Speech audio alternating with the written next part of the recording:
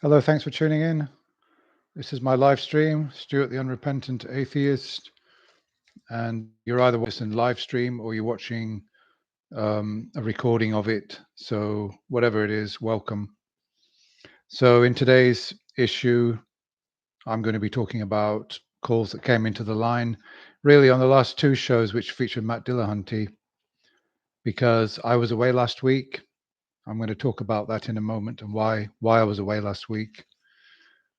Once we get going with this, some other things.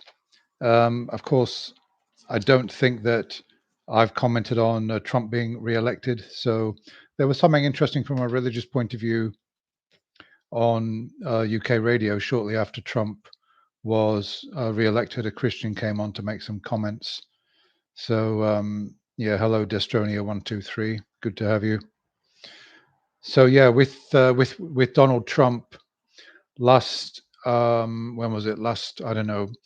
When he was confirmed elected US president, the UK radio show Radio 5 Live in the morning had a call-in show, and the very first caller was a British Christian saying hallelujah.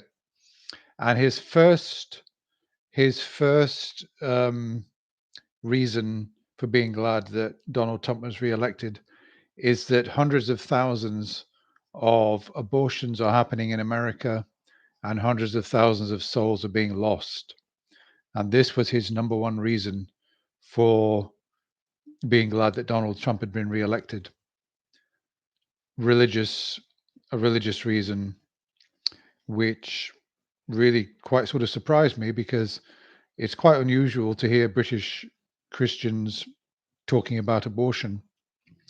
So I guess that things are going to be more difficult for women getting access to certain healthcare in America now that Trump has been re-elected. But anyway, I've been keeping sort of in touch with what's going on, and I understand that some of his appointments have been absolutely laughable. That anti-vaxxers, and there's one man who's been appointed head of the Pentagon, and I believe he doesn't wash his hands because he can't see germs. If he can't see germs, germs don't exist. I don't know how much truth there is in that, and whether such a person has been appointed head of $1 trillion government agency. I don't know whether that's true. I understand that Congress has got some kind of power in preventing Trump from making some of his appointments. I know there's a lot of dismay in Britain in certain quarters about the fact that Trump has been re-elected, but I suppose the same can be said for America. But democracy is democracy, and I suppose the people have spoken. That has got to be that has got to be respected, and the system has got to be respected, even if one doesn't like the result. So I hope that things will go well in America over the next 4 years, despite obviously a lot of people being very disappointed. Okay, so yeah, moving on from Trump. Now, of course, I was absent last week. I didn't make any videos, and I didn't do a live stream. I usually make 2 or 3 videos a week. I didn't make any at all. And the reason for that is that I went to spend a week with my father. So my father's 84 and a half years old, and he lost his wife recently. They were married 43 years. Not my mother, by the way. And he sort of needed some help. And obviously, when people are bereaved like this in the family, one has got to do what one can to try and help, because it's quite a big shock, particularly if they suddenly find themselves living all on their own. And invariably, at that kind of age, a lot of people are very emotionally fragile, suffering from dementia to some extent. And I've been down there doing my bit, and this is the second time I've spent a week with him, and it's been interesting to talk to him, not least because he is an absolute atheist. He is. I mean, I asked him again. Are you afraid of dying? And he said, "Well," he said, "Well, he doesn't really want to die yet." I said, "Well, okay, I can appreciate that." But I said, "Where do you think you go when you die?" And he shrugged his shoulders. He said, "I've got no idea." I said, "And you're not tempted to believe in God at all?" He just shrugged his shoulders and said, "No." I mean, for him, it wasn't a big deal.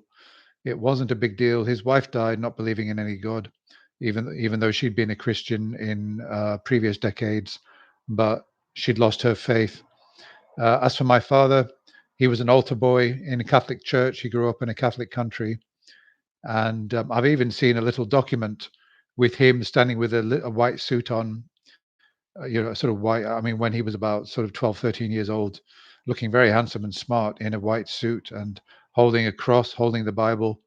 Whether that was his Catholic confirmation or something, I don't know. It's an old family document. And, he said to me that even as a child, he didn't believe. I said, well, why were you standing there holding a cross and holding a Bible? Why were you confirmed? Why were you an altar boy? He said, well, that was just what people did. That was the culture. And he went along with it, not because he had any belief in it, and just because it's just what people did. And if it was expected of you, you did it. I mean, his mother was a Catholic, and as far as I know, was a Catholic, believing Catholic until the day she died. But really, he never spoke to me about religion when I was growing up, and as far as I could see, he wasn't religious. He didn't read. He didn't particularly lead an incredibly moral life, from what I know of him. He was a bit of a bad boy in some respects, and yeah. So he's 84 and a half years old. He must be aware that he could go at any time, and yet he's got absolutely no belief in God. And he knows that I'm an atheist, so obviously we're agreed there. But I kind of admire him that just because he's old and he could go at any time. Yeah, and he's a heavy drinker as well. So I mean, he really could go at any time.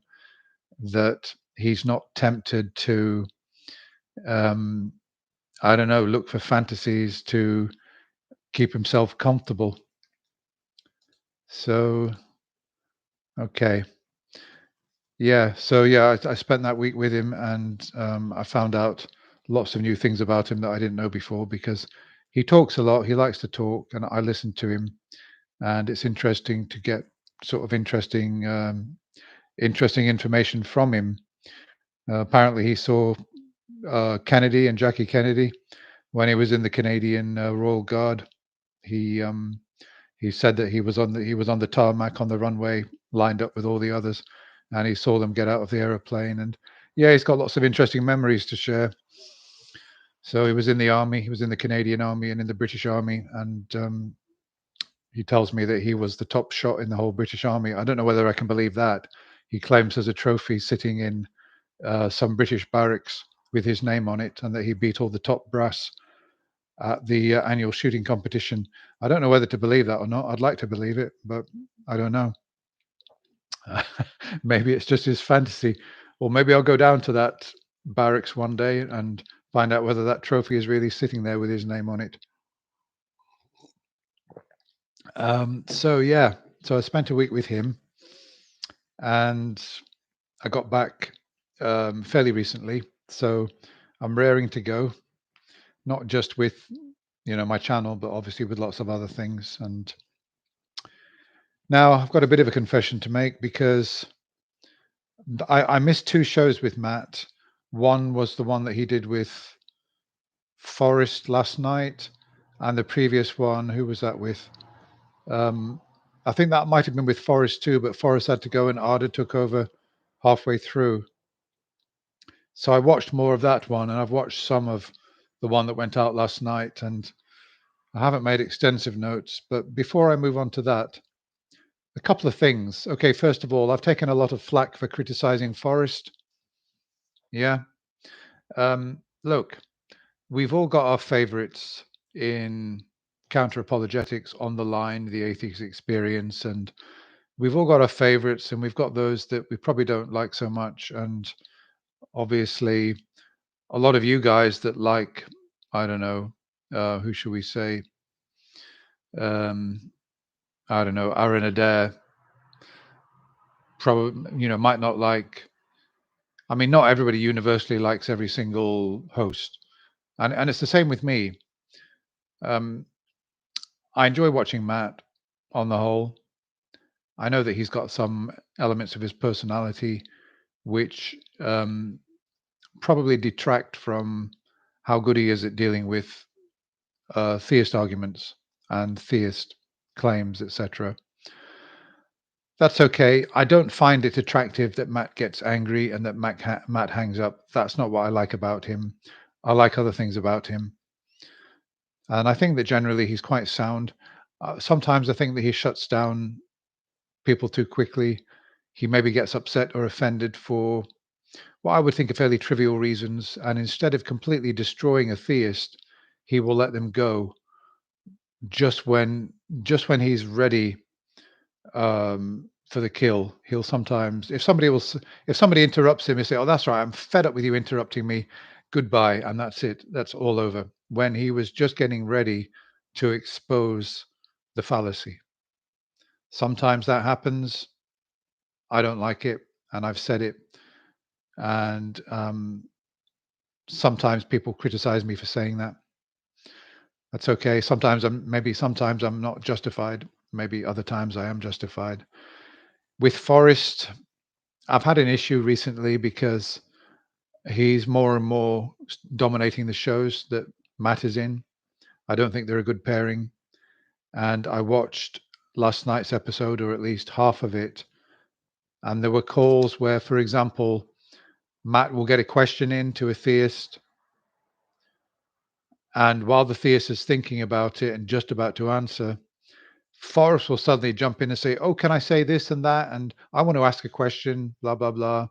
And then the moment's lost. Matt's question never gets answered.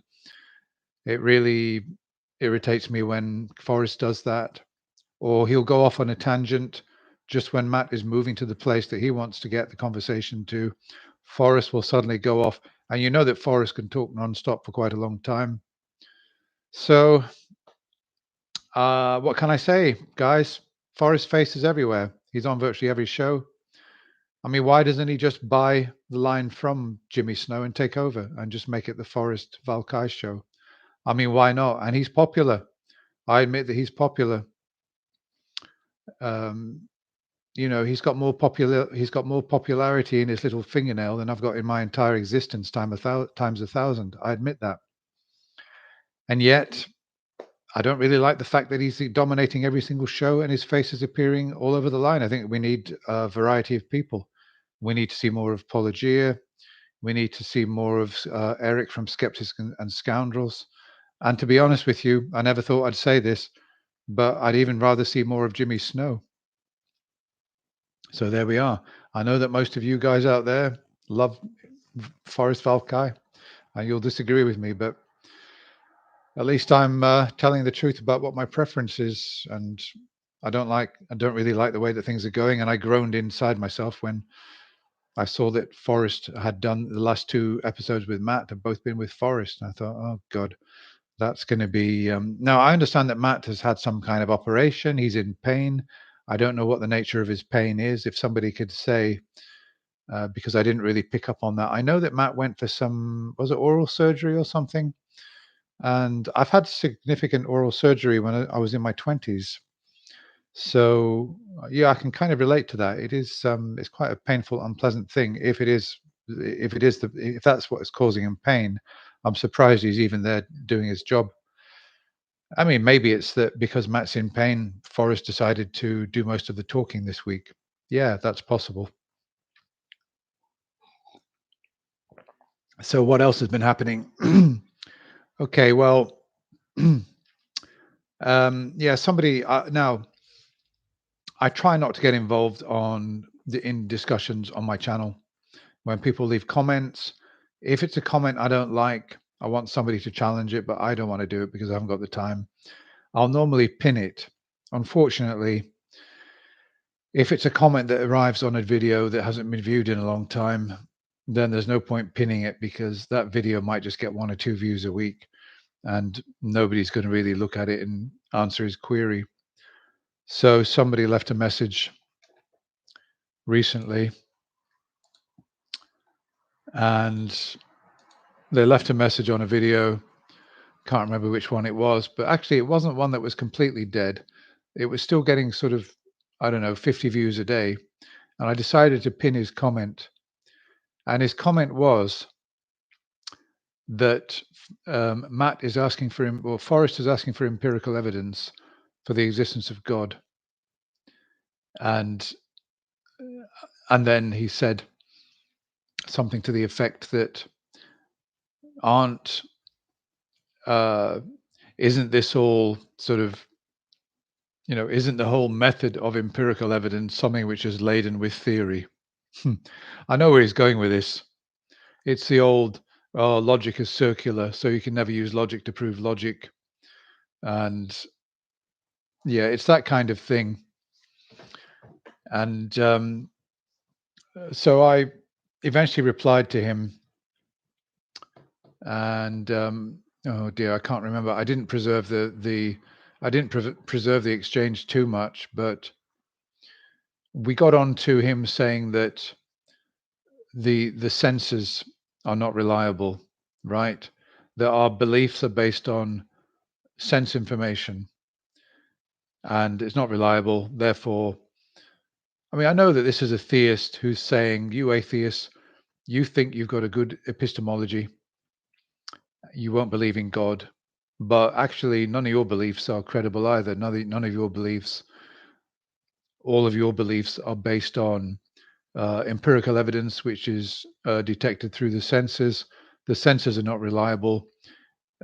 Reality is not necessarily as you perceive it through your senses. Therefore, you know, all your beliefs are like guesswork. And don't criticize theists for believing in God because your beliefs aren't any more credible anyway. I know that that's where he was going. He didn't say that, but I've seen this line of reasoning before. My commentary to that was, oh yeah, yeah, because he said, I remember now, he said, define a fact. What is a fact? And okay, I mean, a fact is like a claim which is consistent with reality, in a sort of rudimentary um, definition. So I didn't want to start nitpicking with him on what definition of a fact is. I've decided to go down another route.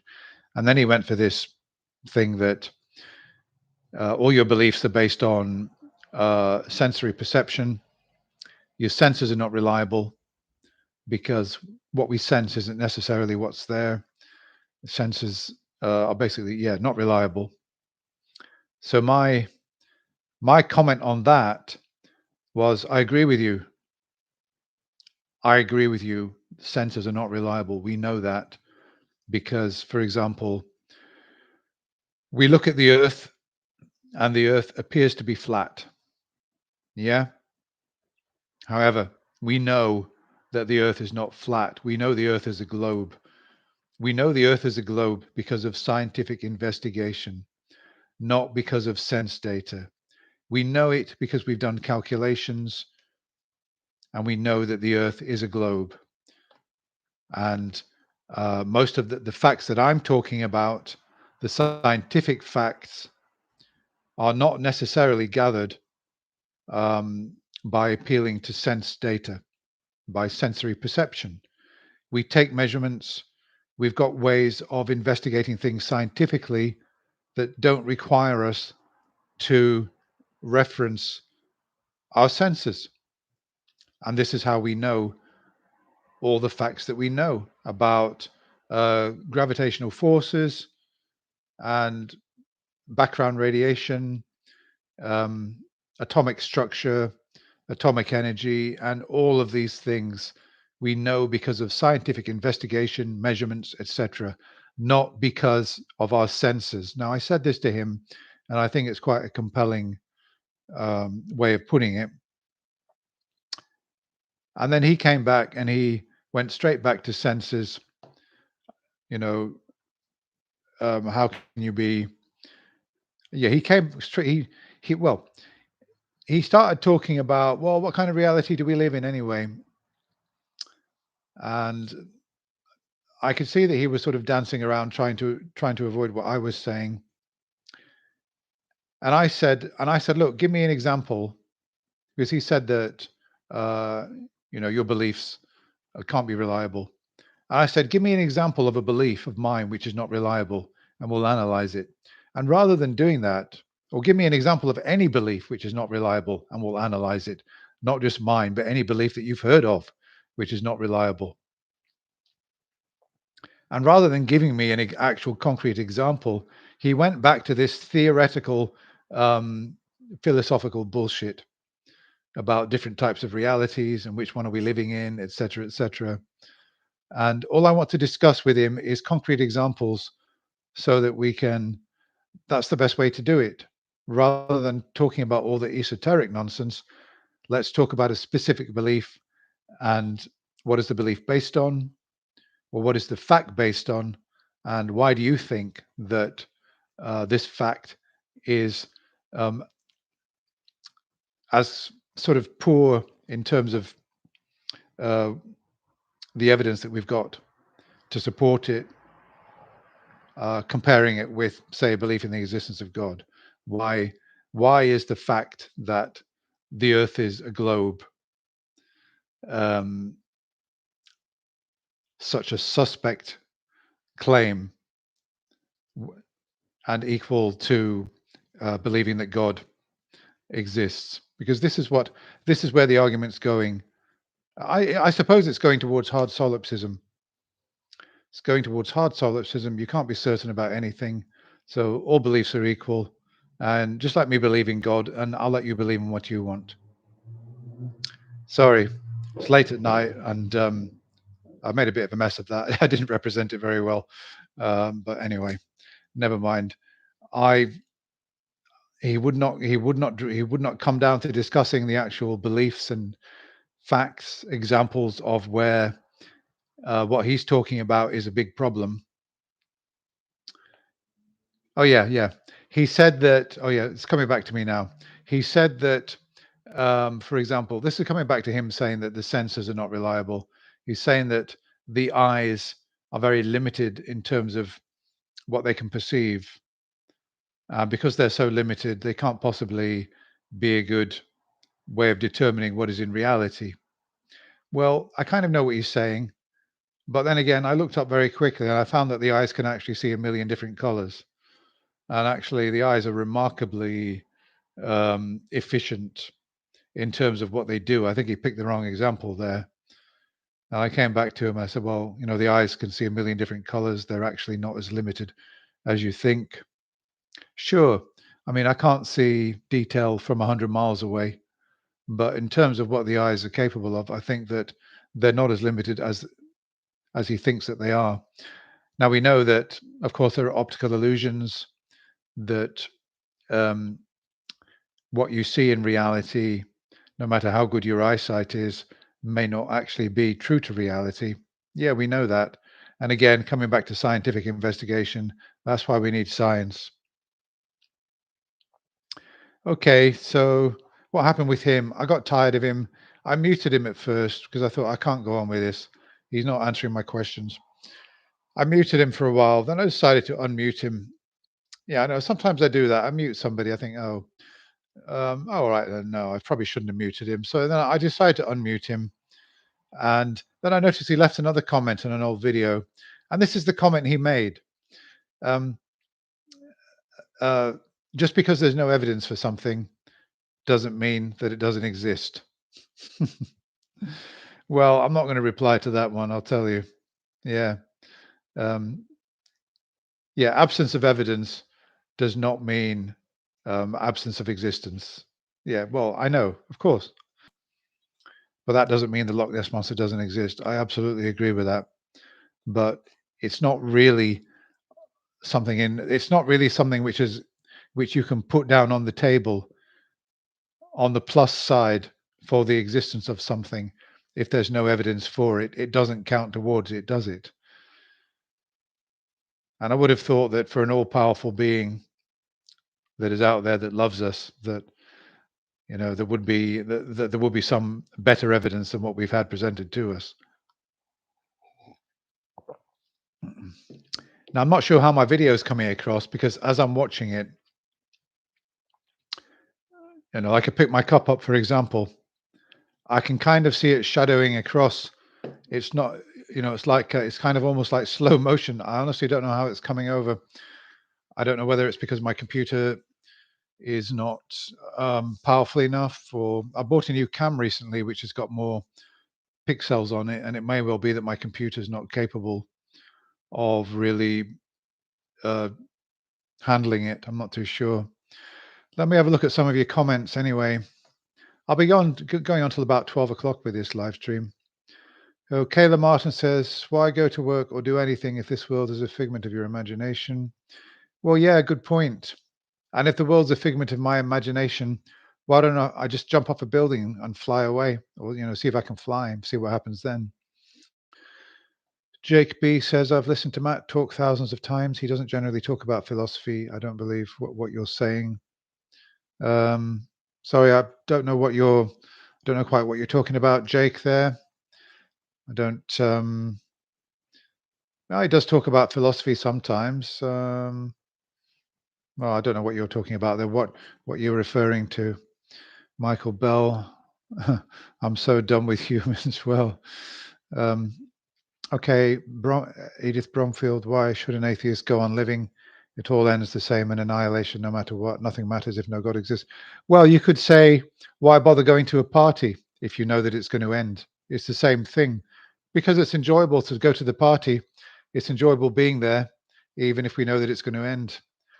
Why should an atheist go on living? Because life is preferable, living is preferable to not living. I'd rather have my awareness, and I'd rather enjoy life than not enjoy life, I suppose, even if there's no God. Okay. Atheists make believe their objectively meaningless life has some real significance, despite the objective fact their life is objectively meaningless and insignificant if no God. Well, I don't really think my life is not insignificant to myself. It's very significant. And if I don't know, if a Muslim burst in here and said, "You atheist, I've seen you insulting Islam, and I'm here to take your life away from you for that," and he pointed a gun at my head, yeah, I think my life would be very significant to me in that moment. That's for sure. I'd be on my knees converting to Islam. That's how significant my life is to me. Okay, thank you, Kayla Martin. Yeah, it's a bit slow. I'm not too sure. I don't know. I'm sorry about that anyway. The connection is probably not working so well. Yeah, this is one thing that theists often say, that if we can't live forever, why bother living at all? I think that's really sort of bizarre because, yeah, it's like, I mean, there are things that we enjoy doing all the time that don't last forever, but or that come to an end. But that doesn't mean to say that it's not worth doing them. I mean, if you go on a fairground ride, you enjoy the ride while it's happening. You know it's going to come to an end. The roller coaster is going to stop, but you still want to enjoy the ride. I think that's what it's all about. Okay, so yeah, I mean, theists will assert that, well, atheists don't have meaningful lives. They don't enjoy their lives. They've got a miserable existence. They've got nothing to look forward to when they die. And well, I agree with that. Yeah, I agree with that part. There's nothing to look forward to about death, really, unless you're in perpetual pain. Right. Okay. All right. Before I go on to talk about the line, just very briefly. So I've been involved in. I've been a witness in two court cases recently. They've now concluded. So but I've never been a witness in court before. They're civil cases, not criminal cases. But nevertheless, my testimony has been very important. The reason I'm talking about it is because obviously, if I was having a debate with a Christian and they were making points, I know the subject so well that I would be able to deal with the points. And it's almost certain that I've heard any strategy, I've heard all the points before, and I'll be ready to tackle any of them, virtually any point that a Christian cares to put to me. I think I would be okay at dealing with that in a one-on-one conversation.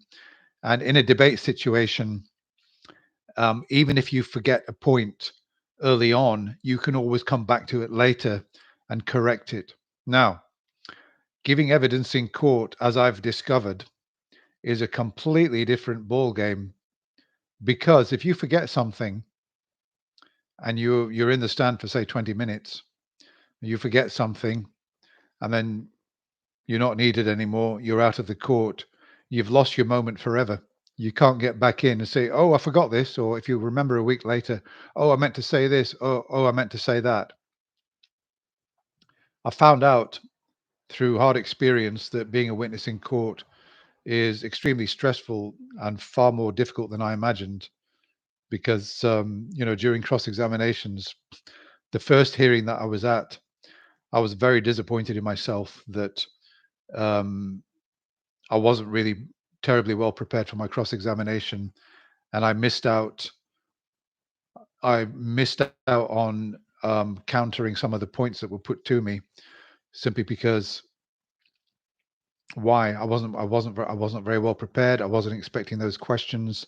I literally remembered just after coming out of the courtroom, "Oh, damn it, why didn't I say this? Why didn't I say that?" Now these two cases are related. So on the second occasion, the second hearing that I went to in a different case, but they're kind of related, some of the same issues. I was ready this time. I was ready for the cross examination. So when my cross examination came, I was prepared. I was prepared for battle. I was prepared. And I mean, for example, it was put to me that where where have you come to this view? How have you come to the view of this case? Isn't it because of what the defendant has told you? And I said, yes, partly, but also because of the facts. Yeah, I was ready. I was ready with that one. Yeah, because of what the defendant told me and supported with the facts. And I rattled off three facts in a row. I said, they're facts, right? And yeah, I mean, I was ready on the second occasion. Because of my bad experience in the first time I gave evidence. This time I was ready with exactly what I wanted to say, and um, I did much better. I mean, I still think that I could have done even better, but I mean, being a witness in court is not something that one gets a lot of experience at. Most of us probably, will very rarely give evidence in court, but it's a completely different experience from being in a kind of debate situation with a Christian where you've got the time and you can come back and you can be well prepared, you know more or less what's going to happen. But I mean, the other thing that happened in this particular hearing was that the lawyer that was cross-examining me made a statement, and um, I replied to that. I was asked, "Do you think this is true?" This statement was put to me, and I said, admitting that that statement was true could incriminate my friend, and I said, "Well, what are the specifics? What are the details behind those claims?" And the judge said to me, "You're not allowed to ask questions. You're here to answer questions." Yeah. So, but nevertheless, I wanted to know what is the detail. I said, I don't believe those claims. I'd need to hear the detail behind those claims. And so, I didn't agree. But yeah, yeah, I was asking the lawyer questions, and okay. So anyway, moving on. Let me just see. Uh, yeah, okay. Okay, let's move on to the calls. So let's have a look. First of all, I've made a few. This was on the one that happened. When was it? Last week. Yeah, Kevin called in and he said about why he believed that anybody could become a believer and that the evidence could only happen. I've heard this before, by the way. If you open your heart truly to God, there will be results. Now, he made some sort of strange claims, and it was asked, well, what kind of results have you seen? He said, well, he's seen results from thinking about God, and he gave an example of tire pressure that he was driving along, and his tire pressure gauge said the tire pressure was low, and that he suddenly thought of God, and the tire pressure gauge suddenly showed that everything was okay. Well, this is crazy. I mean, look, we've all got cars with multiple gauges and lights and warning lights and everything. And I've sometimes seen that I can have, for example, a brake warning light will come on, and then 10 minutes later it will go off. Uh, that's without me praying. It happens. There are sensors in cars which can be triggered by something and then untriggered. That happens.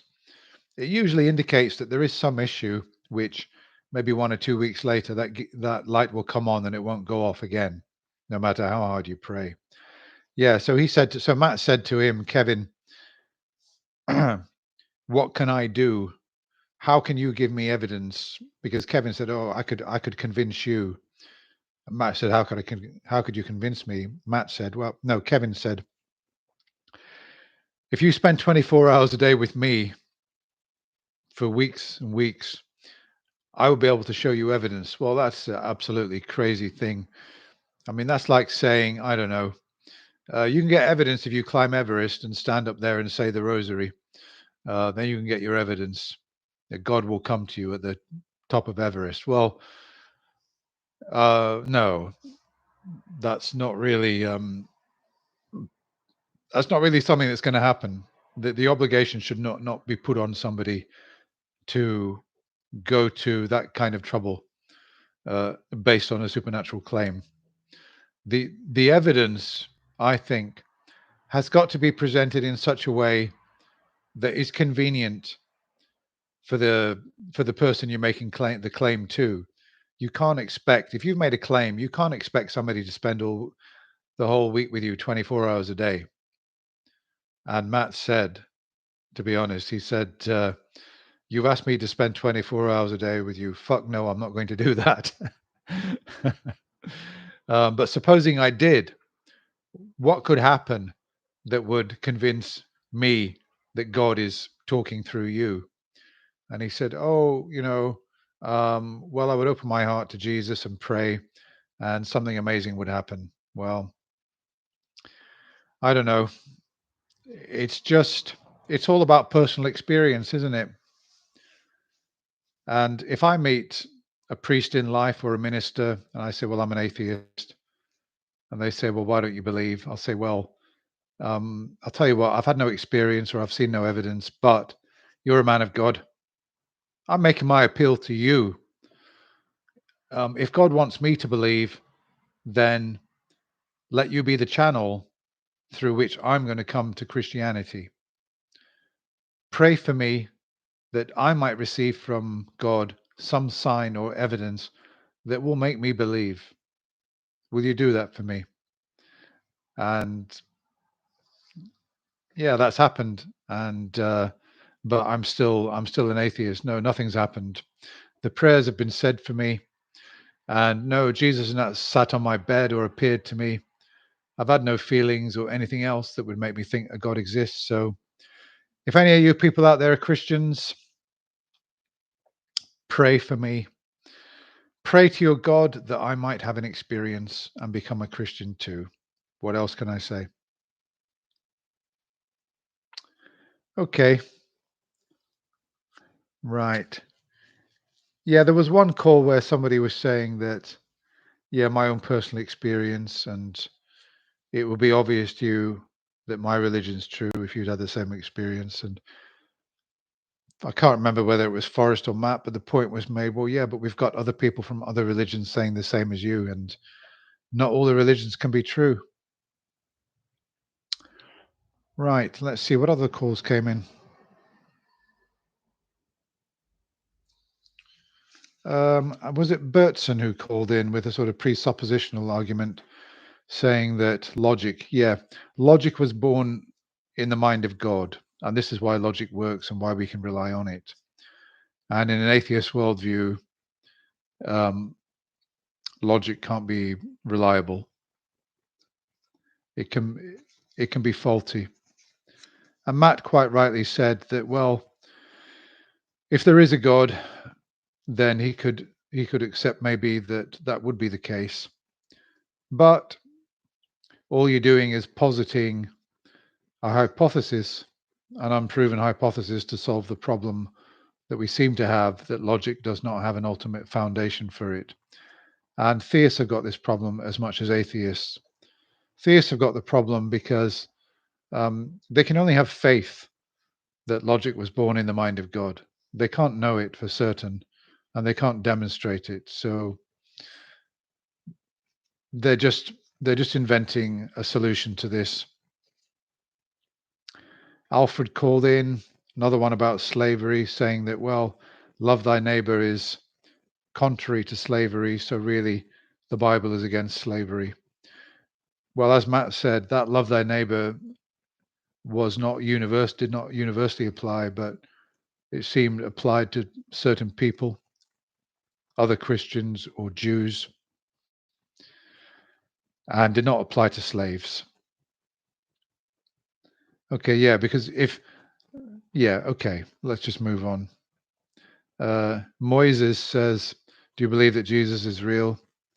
I've been watching quite a bit of Richard Carrier recently, and he's a very, very good scholar. I accept a lot of his arguments that, Jesus may not have been real. And I don't know. I suppose we've got very little extra biblical evidence that Jesus was real. So what to say? I've got a hunch that there was some real figure behind this, but all the rest of it, no, I don't believe it.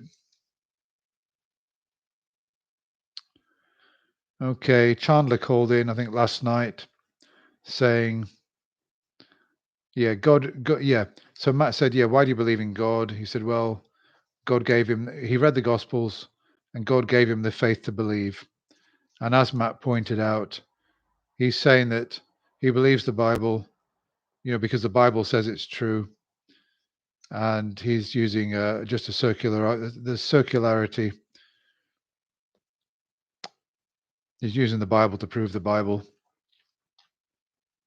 He read the Gospels. The Gospels gave him faith to believe the Gospels. It's all circular. Chuck called in with some transphobic comments near the end. And he was claiming that, well, I'm transphobic, but you're theist phobic. And they admitted that. Personally, I wouldn't really say that I'm theist phobic. Not really, because, I know people who are theists, and there's no phobia on my part about it. I suppose maybe I'm a bit of an Islamophobe. I kind of fear Islam, really. I fear the spread of Islam. So I don't really fear the spread of Christianity too much, because I suppose it's not the harmful religion that it once was. Okay, I know we've got abortion issues, but Christianity is a lot better than it was. And obviously I'd rather have Christianity than Islam. I mean, even if Christianity is going to be a buffer to slow down the spread of Islam, maybe there's some value in it, I suppose. But Islam is growing in Britain, for example, and Christianity is declining. That's a fact, really. Okay, so what else have we got? Well, I don't know. I think that's about it, really. I unfortunately, I didn't really watch in detail. If any of you have any questions you want to ask me before I sign off, thanks for being with me. It's not been such a good live stream this week because I only really got back home in my flat this morning. I've been doing other things, and I've been busy with other obligations. So I need to catch up. I need to look and see if Richard Dawkins and Alex O'Connor have done anything new. I know there are lots of new videos appearing out there all the time. People saying they've discovered God, or people saying that they're going from Christianity to atheism, or they're going from Islam to Christianity, or the other way around. It's absolute madness, really.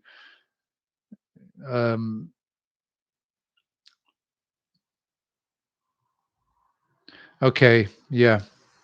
Yeah. In a way, it's a kind of crazy world that people are switching from one religion to another. And I suppose that people will say, well, atheism is just like another kind of religion. But I don't know. I still think that atheism is the sort of default position, and it's not buying into a religion. Atheism is not a religion. It's the rejection of all other religions, really, all God based religions anyway. So I still think that atheism is a fairly sound position to be in.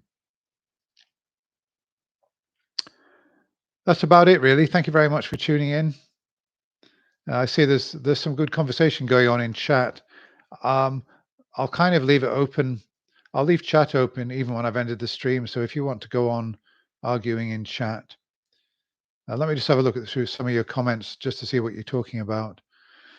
Um, Edith Bromfield says, if no God exists, there is no objective significance to our lives. Our lives are meaningless, purposeless accident. Well, I kind of agree with you in one sense there that, yeah, I agree with you that there is no objective significance to our lives. Yeah, of course. No, there isn't. I mean, look, obviously, I believe that the universe has always existed, or at least I don't believe that there's any agent behind existence.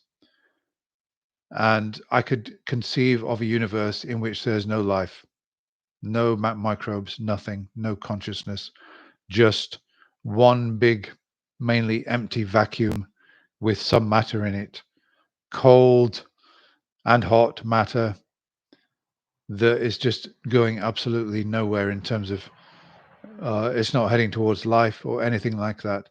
I could conceive of existence with no life in it, and that maybe, just maybe, out of all those millions of stars out there, and planets, etc., that on this planet is the only life in the entire universe. I certainly believe that that could be the case, but I think that probably the odds are that there is some kind of life out there, even if it's just microbial. Okay, so let's see, what else have we got?